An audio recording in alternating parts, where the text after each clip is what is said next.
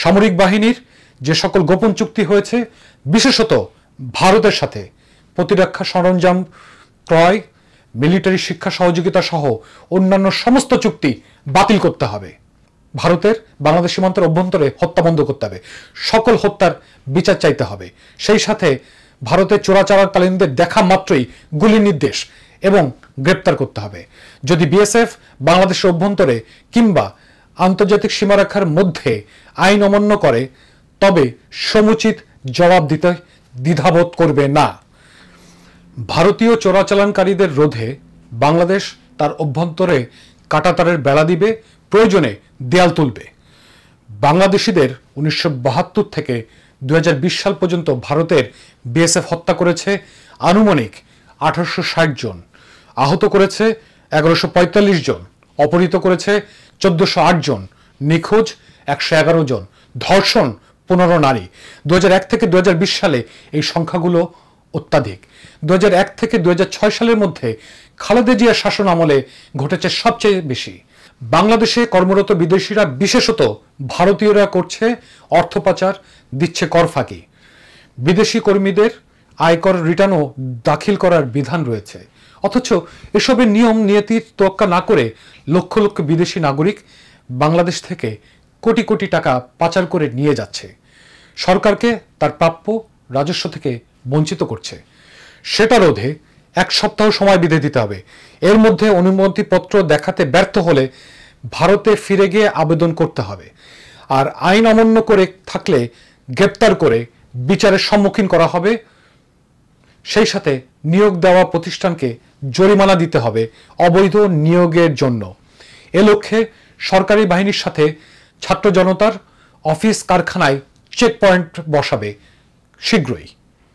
Garments সেক্টরে উল্লেখযোগ্য প্রতিষ্ঠানসমূহ যারা অভিযুক্ত, সন্দেহজনক, যেমন PDS group, Li and Fung, Beximco textile and ZXY ইত্যাদি কোম্পানি, এই কোম্পানিগুলোকে নিয়ে কার্যক্রম শুরু করা যেতে পারে। যে কোনো আন্তর্জাতিক চুক্তি অবশ্যই সংসদে আলোচিত হতে হবে। সরকার সিদ্ধান্ত গ্রহণ করবে সর্বদলীয় সকলের সাথে আলাপ আলোচনা সাপেক্ষে। কোনো প্রকার গোপন চুক্তি গ্রহণযোগ্য হবে না। ইতিমধ্যে গৃহীত সম্পাদিত সকল চুক্তি এবং সমঝোতা প্রকাশ্যে আনতে হবে এবং সেগুলো পুনর্মূল্যায়ন করতে হবে, বাতিল করতে হবে। বিশেষভাবে ভারতের সাথে চুক্তিগুলো অগ্রাধিকার ভিত্তিতে পুনর্মূল্যায়ন করতে হবে। সার্ককে নতুন করে গড়তে হবে, যাতে কেউ কাউকে একক শক্তিতে চেপে ধরতে না পারে, যাতে বাকিরা একতাবদ্ধভাবে অন্যায়ের প্রতিবাদ করতে পারে। বাংলাদেশ কোনো দেশের সাথে শত্রুতা নয়, বরঞ্চ দেনা পাওনার ভিত্তিতে হিসেবে স্বচ্ছ থাকতে চায়। রাষ্ট্রের রাষ্ট্রের সম্পর্ক দেনা পাওনার, এখানে কোনো আবেগী বন্ধুত্ব, ভ্রাতৃত্ব, কৃতজ্ঞতা হয় না। ভারত আমাদের প্রতিবেশী রাষ্ট্র। আমরা ভারতের সাথে শত্রুতা চাই না, কিংবা আমরা চাই সহজ এবং সমানে সমানে দেনা পাওনার হিসাব। আমরা ভারতের জনগণের সাথে বাংলাদেশের জনগণের আন্তর্জাতিক ভ্রাতৃত্ববোধের সম্পর্ককে আরও সুদৃঢ় করতে চাই। দক্ষিণ এশিয়া তথা সার্কভুক্ত জনগণের সাথে বাংলাদেশের জনগণের ঐতিহাসিক সম্পর্ক আছে। এই ইতিহাস হাজার বছরের। আমরা যেমন একে অপরের জন্য দুঃখিত বোধ করি, ব্যথা বোধ করি। ভারতের প্রধানমন্ত্রী নরেন্দ্র মোদীকে নিয়ে বলবো, বাংলাদেশকে নিয়ে তালবাহানা ষড়যন্ত্র বন্ধ করেন। শেখ হাসিনাকে তৃতীয় কোনো দেশে পাঠাবার চিন্তা ভুলে যান। বাংলাদেশের জনগণ আপনার কোনো ষড়যন্ত্র আর মেনে নেবে না।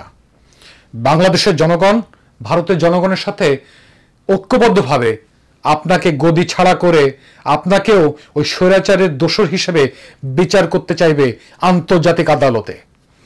বেলা শেষে আপনি চায়ের দোকানে ফিরে যেতে চাইলেও মুক্তি পাবেন না। আপনি চা বিক্রি করার উপযুক্ত থাকবেন না। শুনে রাখুন, ভালো হইতে পয়সা লাগে না। আরাকান আর্মির সাথে যোগাযোগ করতেই পারে আমাদের রোহিঙ্গা সমস্যার সমাধান, সুযোগ সৃষ্টি। যদি এই মৈত্রী সংযোগ স্থাপন সম্ভব হয়, তাহলে রোহিঙ্গাদেরকে আরাকানে পুনর্বাসন করা সম্ভব বা তাদেরকে ফিরিয়ে নেওয়া সম্ভব হতে পারে। এক্ষেত্রে বাংলাদেশ সরকার যে কোনো জরুরি পদক্ষেপ নিতে দ্বিধাবোধ করবে না। তাতে ভারতীয় স্বার্থবিরোধী হোক আর পক্ষের হোক, আমাদের কিচ্ছু যায় আসে না, কারণ আমরা অতীতে দেখেছি ভারত এ ব্যাপারে কোনো প্রকার সহযোগিতা বাংলাদেশকে কখনোই করেনি। চীন যেমন মায়ানমার আর্মির সাথে যোগাযোগ রেখেছে, তেমনি আরাকান আর্মির সাথেও স্বাধীনতাপন্থীদের সঙ্গেও যোগাযোগ রেখেছে। আমাদের অবস্থানটা হবে নিরপেক্ষ কিংবা আরাকান আর্মির পক্ষে। জাতীয় স্বার্থবিরোধী কুইক রেন্টাল বিদ্যুৎ কেন্দ্রগুলো হতে বিদ্যুৎ ক্রয়ে চলমান সীমাহীন দুর্নীতি অবিলম্বে বন্ধ করতে হবে। যেগুলো অন্যায্য, বাতিলযোগ্য, অবিলম্বে সেগুলো বাতিল করতে হবে এবং ক্ষতিপূরণ হিসেবে যারা এ সকল চুক্তি সম্পাদন করেছে এবং জড়িত বাস্তবায়নের ক্ষেত্রে তাদের সকল সম্পত্তি বাজেয়াপ্ত করে সেই সকল ঋণ বা মূল্য মেটানো হবে। প্রয়োজনে চুক্তির নামে যে অর্থ পাচার হয়ে গেছে সেগুলোকে ফিরে পাওয়ার জন্য জাতিসংঘের শরণাপন্ন হয়ে সেই টাকা ফেরত চাইতে হবে। 2013 সালের সুন্দরবনে পরিবেশ বিরোধী রামপাল বিদ্যুৎ কেন্দ্র 1320 মেগাওয়াটের প্রকল্প বাতিল করতে হবে। 2013 সালের 500 মেগাওয়াটের এবং 2015 সালের 1600 মেগাওয়াটের আদানি গ্রুপের সাথে বাংলাদেশের বিদ্যুৎ ক্রয় আমদানি চুক্তি বাতিল করতে হবে। 2014 সালের ত্রিপুরা থেকে 100 মেগাওয়াটের বিদ্যুৎ আমদানি প্রকল্প পুনর্মূল্যায়ন করতে হবে। 2015 সালের ভারতের রিলায়েন্স পাওয়ার এলএনজির সাথে বাংলাদেশের সাথে যে চুক্তি সেটাও মূল্যায়ন করতে হবে। 2018 সালের 130 কিলোমিটার ভারত বাংলাদেশের ফ্রেন্ডশিপ পাইপলাইন প্রকল্প পুনর্মূল্যায়ন করতে হবে। এক কথায় ভারতের সাথে সকল প্রকল্প পুনর্মূল্যায়ন করতে হবে। অন্যায্য চুক্তি বা সমঝোতা স্মারক বাতিল করতে হবে। চুক্তি যেমন বাংলাদেশ ভারত ডিজিটাল পার্টনারশিপ সমঝোতা স্বাক্ষরের মধ্যে রয়েছে মেরিটাইম কোঅপারেশন, মহাকাশ সহযোগিতা, ওশনোগ্রাফি সহযোগিতা ইত্যাদি প্রকল্প পুনর্মূল্যায়ন করতে হবে। বাংলাদেশের সকল স্থলবন্দর, নৌবন্দর, সমুদ্র বন্দর অর্থাৎ চট্টগ্রাম বা মোংলা বন্দর ভারতের ব্যবহারের জন্য সীমিতকরণ বাণিজ্য ঘাটতি মেটাতে। বাকি সকল নির্দিষ্ট পণ্য আমদানি নিষিদ্ধ করতে হবে। মূল কথা সমানে সমান আমদানি রপ্তানি। বাংলাদেশের ভেতর দিয়ে 2012 এবং 14 সালের ভারতের উত্তর পূর্বাঞ্চলে পণ্য সরবরাহ সকল চুক্তি, সড়ক নদীর সকল ট্রানজিট অবিলম্বে বন্ধ করতে হবে, ব্যবহার করা বাতিল করতে হবে। যতক্ষণ না নেপাল ভুটানে বাংলাদেশের যোগাযোগ স্থাপন সম্পন্ন হচ্ছে ততক্ষণ কোনো আলাপ হবে না বাতিল প্রসঙ্গে। রেল ও কানেক্টিভিটি সহ সকল চুক্তি ও সমঝোতা প্রকল্প পুনর্মূল্যায়ন করতে হবে। অন্যায্য চুক্তি বাতিল করতে হবে। বাংলাদেশে ভারতের অর্থনৈতিক এলাকা স্থাপন প্রকল্প পুনর্মূল্যায়ন করতে হবে। 1971 সালের ফারাক্কা বাঁধ চুক্তি এবং 1996 সালে গঙ্গা পানি বন্টন চুক্তি পুনর্মূল্যায়ন করে ভারতকে তার সব শর্ত মানতে বাধ্য করা হবে। তিস্তা পানি চুক্তি বাস্তবায়ন অথবা নতুন চীনা প্রজেক্ট বাস্তবায়ন অবিলম্বে। দেশের সকল নদী, খাল, জলাধার পুনর্খনন করে পানি ধারণ ক্ষমতা বাড়াতে হবে। সেই সাথে জাতিসংঘে অভিযোগ জানাতে হবে ভারত বাংলাদেশ আন্তর্জাতিক যৌথ নদীগুলোর উপর ভারতের অবৈধ জবরদস্তিমূলক সকল বাঁধ ভেঙে নদী স্বাভাবিক প্রবাহ ফিরিয়ে আনতে বাধ্য করতে হবে। নদী বনাম ট্রানজিট চুক্তি হতে পারে না। নদীর পানি আমাদের ন্যায্য অধিকার, কোনো বিনিময় নয়। পানি সমানে সমান হিসেব হতে হবে। বাংলাদেশ ভারত সমঝোতা স্বাক্ষরের মধ্যে রয়েছে মৎস্য খাতে সহযোগিতা, সেটিও পুনর্মূল্যায়ন করতে হবে। স্বাস্থ্য ও ওষুধ সহযোগিতা, সেটিও পুনর্মূল্যায়ন করতে হবে।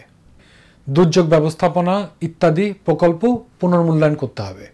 বিদেশের বিমান সংস্থাগুলো বাংলাদেশের আকাশসীমা ব্যবহার করে কিন্তু ভারতের রাডার থেকে সিগন্যাল রেজিস্টার করে, আর সকল অর্থ চার্জ পায় ভারত।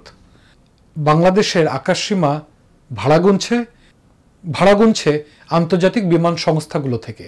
ঢাকা বিমানবন্দর মানে শাহজালাল বিমানবন্দর পুরন রাডার ব্যবহার করে, যার কার্যক্ষমতা আন্তর্জাতিক মানদণ্ডে প্রশ্নের মুখে বহুদিন থেকে।